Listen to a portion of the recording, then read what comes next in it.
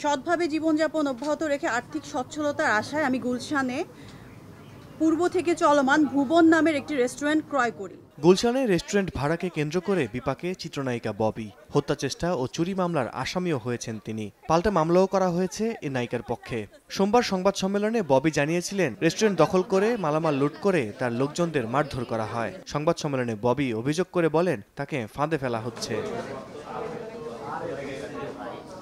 সংবাদ সম্মেলনের পর মঙ্গলবার দুপুরে ববির বিরুদ্ধে পাল্টা অভিযোগ নিয়ে সংবাদ সম্মেলন করেছেন গুলশানের ওয়াইএন সেন্টারে থাকা ভুবন রেস্টুরেন্টের মালিক আমানুল্লাহ আমান।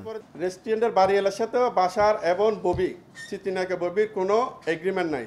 রেস্টুরেন্ট সম্পর্কে আমার সাথেও চিত্রনায়িকা ববি এবং বাসারের কোনো এগ্রিমেন্ট নেই। আমার সাথে শুধু এগ্রিমেন্ট হয়েছে রেস্টুরেন্টের আসবাবপত্র জিনিসপত্র নিয়ে, যার প্রেক্ষিতে সে আমাকে 55 লক্ষ টাকার কথা ছিল, কোনো টাকা আমাকে দেয় নাই আজ পর্যন্ত। একটা মানুষ কিভাবে কোনো টাকা পয়সা না দিয়ে, ফ্লোরের সাথে কোনো এগ্রিমেন্ট না করে, বাড়িওয়ালার সাথে কোনো এগ্রিমেন্ট না করে গুলশানের মতো জায়গায় কিভাবে একটা পজিশন দখল করে অবৈধভাবে থাকে।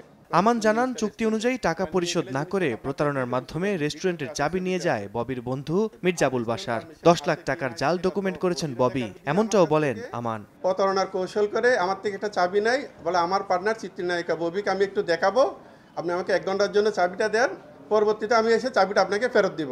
যখন আমি পরবর্তীতে চাবিটা ফেরত চাই, তখন এপ্রিলের 10 তারিখ থেকে সে তার এবং চিত্রনায়িকা ববির ক্যাডার বাহিনী দ্বারা আমার রেস্টুরেন্টটা অবৈধভাবে দখল করে বসে আছে। ইতিমধ্যে হয়তো আপনারা জানেন 15 লক্ষ টাকা সে দিছে, গতকালকে সংবাদ সম্মেলনে উল্লেখ করছে, কিন্তু আজও পর্যন্ত আপনাদেরকে কোনো ডকুমেন্ট দিতে পারছে কিনা আমি জানি না। কিন্তু আমার কাছে ডকুমেন্ট আছে, সে 10 লক্ষ টাকার একটা ফেক ডকুমেন্ট বানাইছে। ওই ডকুমেন্টটা সে নিজের হাতে লিখে, নিজে সাক্ষী দিয়ে নিজের মতো করে বানাই নিছে, এবং আমার একটা এগ্রিমেন্টে যে নাম লেখা ছিল ওখান থেকে একটা সাইনশেল ডুপ্লিকেট করে ওখানে কম্পিউটারের মাধ্যমে বসাইছে। গুলশানের ওয়াইএন সেন্টারে রেস্টুরেন্ট ভাড়া নেন আমান। তিনি অর্থনৈতিকভাবে পুষিয়ে উঠতে না পারায় ব্যবসায় তৃতীয় পক্ষ হিসেবে যুক্ত করেন মির্জাবুল বাশার ও চিত্রনায়িকা ববিকে।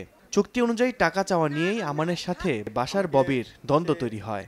বলতে গেলে প্রতারণার ফাঁদে ফেলছে। তারপর আমি কোনো আইনের ব্যবস্থা নিই না, আমি থানায় জিডি করছি, থানার আশ্রয় নিয়েছি।